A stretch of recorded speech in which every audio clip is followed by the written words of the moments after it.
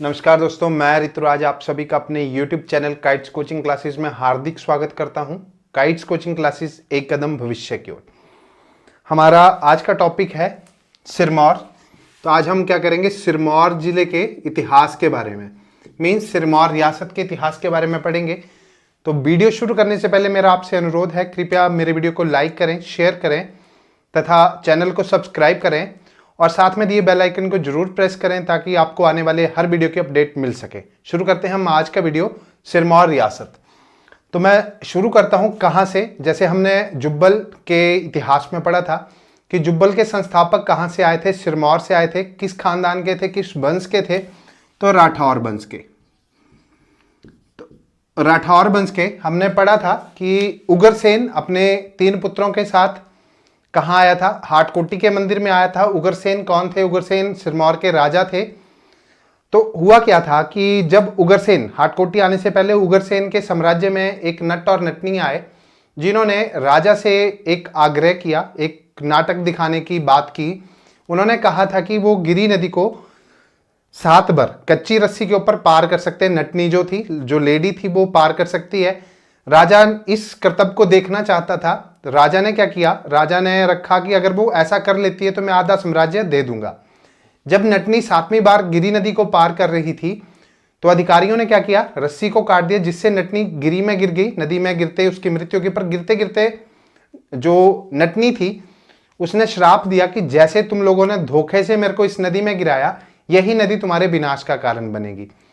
तो हुआ क्या, जैसे हाटकोटी से उग्रचंद, राजा का नाम था उग्रचंद, उग्रचंद वापिस कहां आए, वापिस आए सिरमौरी ताल में। तो क्या हुआ, बाढ़ आई गिरी नदी में, जिसमें सारा सिरमौरी ताल बह के चला गया, जिससे साम्राज्य में अव्यवस्था फैल गई। अब जो साम्राज्य के, जो राज्य के उच्च लोग थे, यानी कि प्रमुख लोग थे, उन्होंने अपने राज्य, क्योंकि बिना राजा के कोई साम्राज्य नहीं होता है, तो उन्होंने राजा की खोज में कहाँ गए, राजा की खोज में वो गए, यानी कि गए तो हरिद्वार तक गए। वहां पे उन्हें कौन मिला, जैसलमेर से शालिवाहन द्वितीय का पुत्र, ठीक है, हासू अपने साथ, यानी कि हासू आए। और हासू का पुत्र जिन्होंने सिरमौर की स्थापना की, कब, 12वीं शताब्दी में, किस नाम से, सुभंस प्रकाश के नाम से। ठीक है, तो क्वेश्चन ये बन सकता है कि सिरमौर के संस्थापक कौन थे, तो सुभंस प्रकाश। और किस खानदान के थे ये, भट्टी खानदान के। ठीक है, भट्टी वंश के थे। और कब की थी, 12वीं शताब्दी में की थी।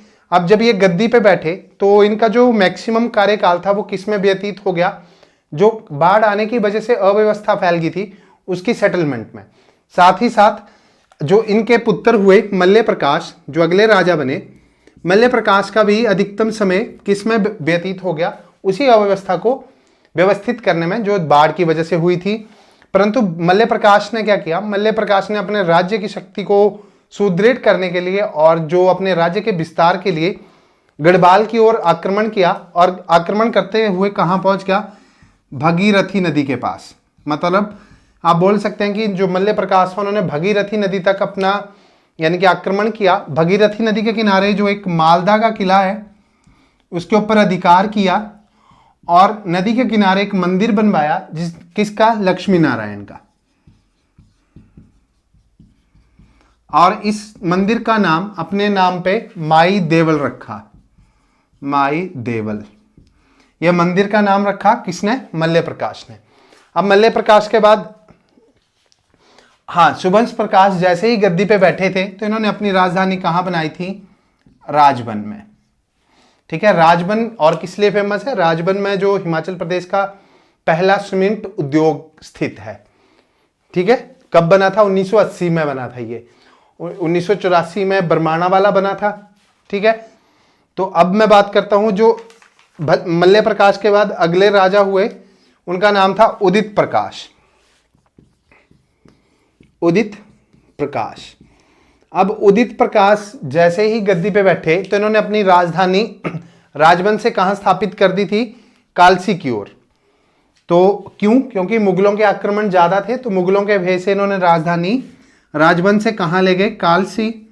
और कालसी में क्या है, कालसी में टॉन्स नदी यमुना में मिलती है। मतलब कालसी जो है टॉन्स और यमुना का संगम स्थल है। और ये घटना कब की है? ये घटना है 1219 के आसपास की। ठीक है। उदित प्रकाश के बाद जो अगले राजा हुए उनका नाम था कौल प्रकाश। अब जब कौल प्रकाश गद्दी पे बैठे तो उन्होंने अपनी विस्तारवादी नीति को आगे बढ़ाया और जो जुब्बल, बलसन और थरोच, ये जो ठकुराइयां थी इनके ऊपर अधिकार स्थापित कर दिया। इसी समय कौल प्रकाश के समय क्या था कि जो दिल्ली की नई नई सुल्तान बनी थी उसका नाम था रजिया सुल्तान। रजिया सुल्तान किसकी पुत्री थी? इल्तुतमिश की। और इल्तुतमिश ने क्या किया था? जो कुतुब मीनार था उसका जो निर्माण पूरा करवाया था। शुरू किसने करवाया था? कुतुबुद्दीन ऐबक ने। और पूरा किसने करवाया था? इल्तुतमिश ने। तो रजिया सुल्तान जैसे गद्दी पे बैठी तो रजिया सुल्तान का एक निजाम थे जिनका नाम था जुनाइदी। निजाम का नाम था जुनाइदी। तो जुनाइदी निजाम ने इस बात का विरोध किया कि रजिया जो है वो सुल्तान बनी। तो जुनाइदी को पकड़ने के लिए रजिया सुल्तान ने अपने जो अधिकारी थे उसके पीछे लगाए। तो उस समय जुनाइदी छिपते हुए कहाँ आए थे? शिवालिक पहाड़ियों में। किस जगह पे? सिरमौर में। तो आप बोल सकते हैं कि क्वेश्चन बन सकता है कि जुनाइदी जो रजिया सुल्तान के निजाम थे वो कहाँ छिपे थे? तो वो सिरमौर में छिपे थे। अगले राजा हैं सुमेर प्रकाश। अब राजधानी पहले कहाँ थी? राजबन में थी। किसने थी? सुवंश प्रकाश ने स्थापित की थी। और उदित प्रकाश ने उसे कहाँ स्थापित कर दिया था? उसे कालसी में स्थापित कर दिया था। अब मैं बात करूं सुमेर प्रकाश की। सुमेर प्रकाश, सुमेर प्रकाश जैसे ही गद्दी पे बैठे तो उन्होंने सबसे पहले क्या किया? रितेश के ऊपर हमला किया। उस समय रितेश ठकुराई का, रितेश के बारे में हमने पढ़ा शिमला में। उस समय क्या था? जब सुमेर प्रकाश ने रितेश के ऊपर हमला किया तो रितेश यानी कि एक ठकुराई नहीं थी, किसी सामंत के अधीन थी। क्योंकि रितेश ठकुराई थी उसका जो स्थापना हुई थी वो 17वीं शताब्दी में किसने की थी? जो सिरमौर के ही राजा करम प्रकाश के भाई राय सिंह ने की थी। ठीक है। जब सुमेर प्रकाश ने रितेश के ऊपर आधिपत्य कर लिया तो सुमेर प्रकाश ने क्या किया? रितेश को क्या बनाया? राजधानी बनाया। ठीक है। सुमेर प्रकाश ने क्या किया? राजधानी बनाया।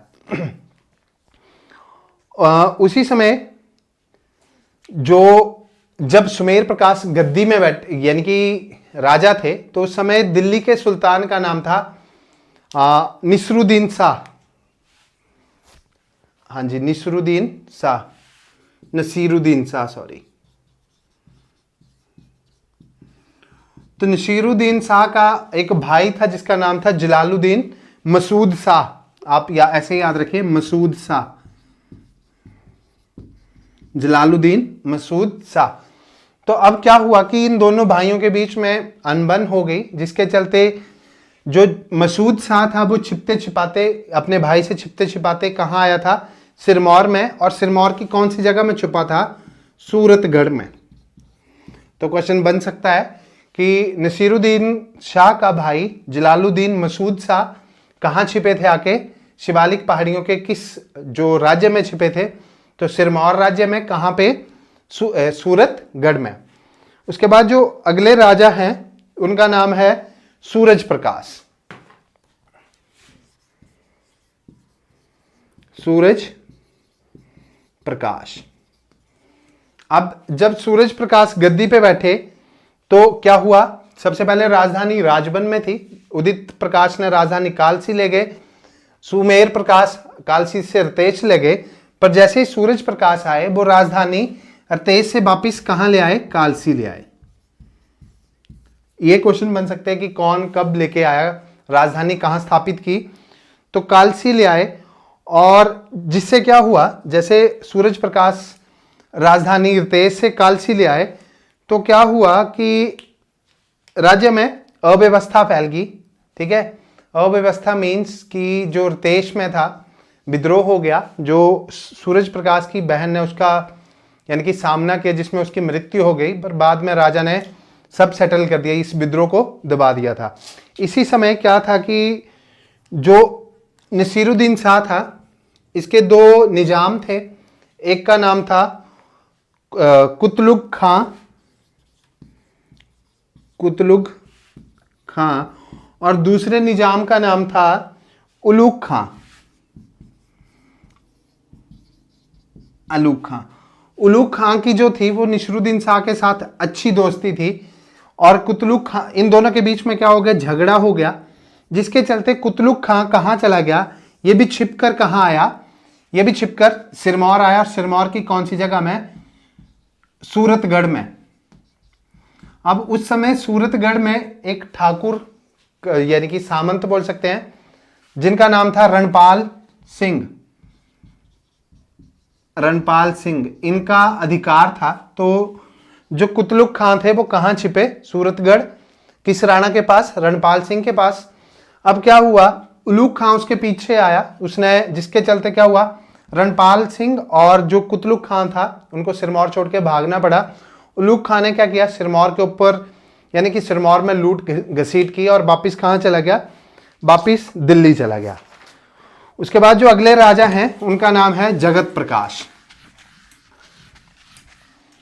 अब जैसे जगत प्रकाश गद्दी पे बैठे, जगत प्रकाश गद्दी में बैठे तो क्या हुआ, राज्य में अव्यवस्था फैल गई।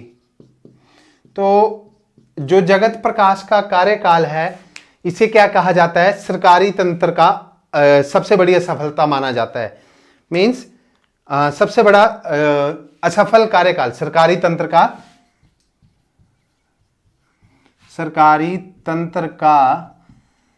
असफल काल। क्वेश्चन अगर ऐसे आता है कि सरकारी सिरमौर रियासत के सरकारी तंत्र का असफल काल किसका था, वो थे जगत प्रकाश का। तो क्या हुआ कि जब अव्यवस्था फैल गई, मीन्स जो प्रशासन था वो अच्छे से नहीं चला पाए जगत प्रकाश, तो जितने भी इनके अधीन ठकुराइयां थी, कौन कौन सी, जैसे कौन सी थी, जुब्बल थी, कुमारसेन थी, बलसन थी, तो इन ठकुराइयों ने क्या किया, अपने आप को क्या सिरमौर से मुक्त करवा लिया, स्वतंत्र घोषित कर दिया था। किन किन ने, जुब्बल होगी, बलसन होगी, कुमारसेन होगी, ठीक है, रवीनगढ़ होगी, इन्होंने खुद को अपने आप को सिरमौर से स्वतंत्र घोषित कर दिया। उसके बाद जो अगले राजा हैं वो है वीर प्रकाश।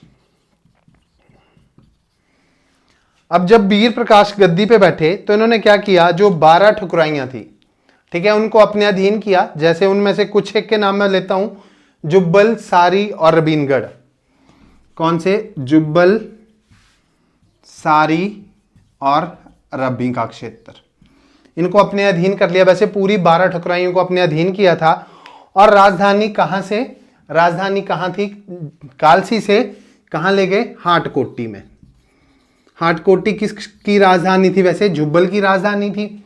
हाटकोटी में एक प्रसिद्ध मंदिर किसका है, दुर्गा मंदिर है। कहा तो ये जाता है कि ये जो दुर्गा मंदिर है ये वीर प्रकाश ने बनाया, पर एक्चुअल में जो ये दुर्गा मंदिर है ये इसके ऊपर किसका, कौन सी लिपि लिखी है, इसके ऊपर ब्रह्मी लिपि का लेख है। और जो कौन सी शताब्दी का है, 8वीं और 10वीं शताब्दी के बीच का, ठीक है, 8वीं और 10वीं शताब्दी के बीच का लेख है। तो ये नहीं कह सकते कि वीर प्रकाश ने ये दुर्गा मंदिर बनवाया, पर ये बोल सकते हैं कि जो हाटकोटी में किसका मंदिर है, दुर्गा मंदिर स्थित है। और कौन सी लिपि है इस पे, ब्रह्मी लिपि। उसके बाद जो अगले राजा हुए उनका नाम था नेकट प्रकाश। अब नेकट प्रकाश ने, यानी कि पहले राजधानी कहाँ, हाटकोटी थी, तो नेकट प्रकाश ने जो रहने लायक जो जगह अपने लिए चुनी वो थी नेरी गांव। कहां पे, नेरी गांव। तो आप बोल सकते हैं कि नेकट प्रकाश राजधानी कहां ले गया, हाटकोटी से नेरी लेके गया। अब नेकट प्रकाश के ही समय 1398 की बात है, शिवालिक पहाड़ियों पर किसका आक्रमण हुआ, तैमूर लंग का।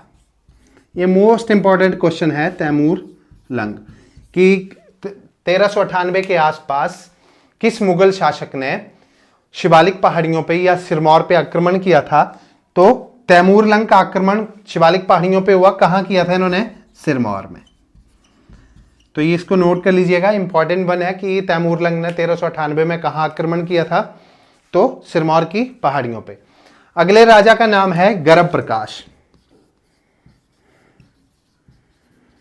अब नेकट प्रकाश ने राजधानी कहां स्थापित की थी, नेरी गांव में, पर गर्भ प्रकाश राजधानी को कहां ले गए, दोबारा रतेश लेके चले गए थे। रतेश में कौन सी पहाड़ी के ऊपर, तो उस पहाड़ी का नाम था जागरी किले में एक पहाड़ी के ऊपर किला था, जागरी किला। तो जो गर्भ प्रकाश थे वो अपनी राजधानी कहां से, नेरी गांव से जागरी किले में लेके गए थे।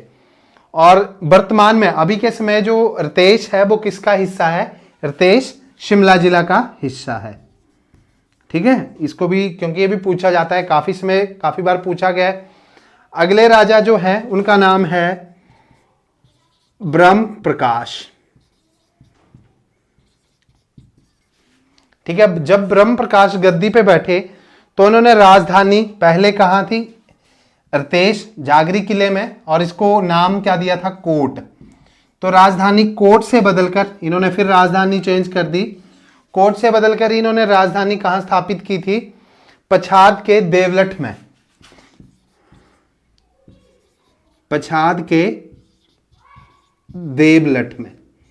ठीक है, ब्रह्म प्रकाश, ये जो राजा थे इन्होंने सिर्फ राजधानी ही चेंज की थी, बाकी इनके समय में कोई ऐसा महत्वपूर्ण कार्य नहीं हुआ था। आशा करता हूं आज का वीडियो आपको जरूर पसंद आया होगा। कृपया मेरे चैनल को लाइक करें, शेयर करें, सब्सक्राइब करें और साथ ही साथ अपने दोस्तों में फैला दें ताकि उनको हिमाचल के इतिहास के बारे में ज़्यादा से ज़्यादा जानकारी मिल सके। धन्यवाद।